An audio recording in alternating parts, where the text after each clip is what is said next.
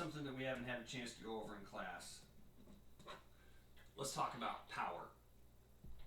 Power is not energy. Power is a measure of how fast energy is used. So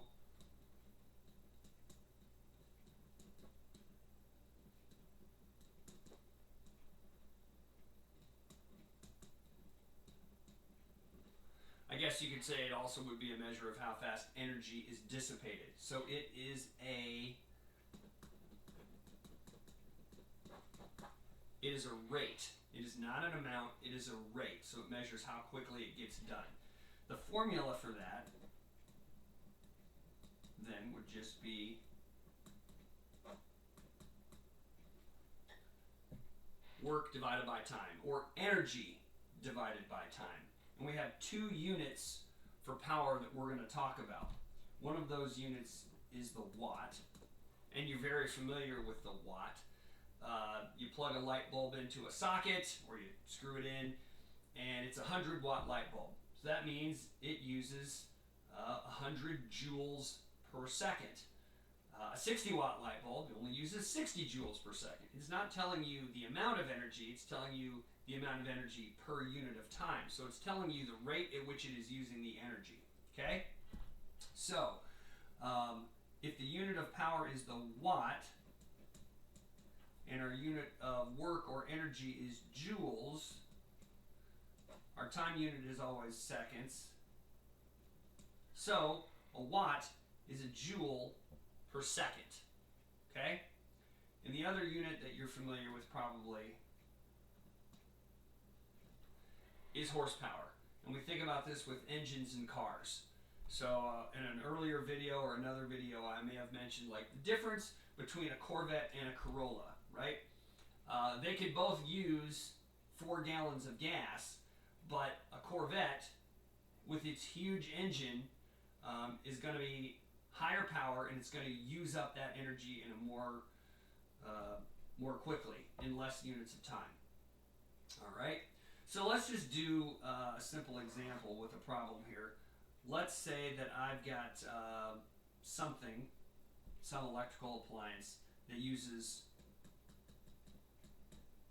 4,500 joules of energy, and it manages to do that in just 2 seconds.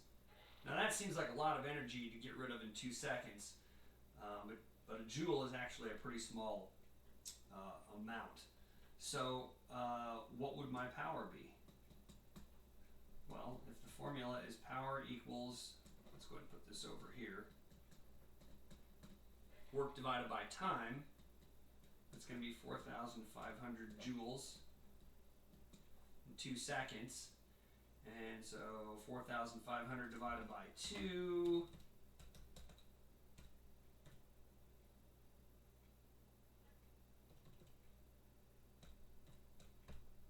gives me 2250 joules per second.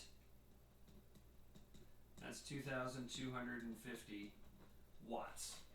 Okay, now I know you're saying to yourself, if I had a light bulb that was 2,250 watts, that would be really one smoking bright light bulb. So yes, in that sense, that seems like a fair amount.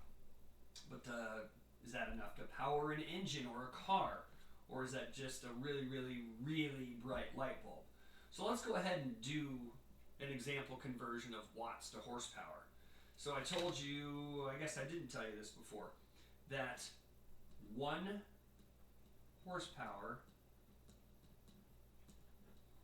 is 746 watts. 745.7 if you're going to be picky about it.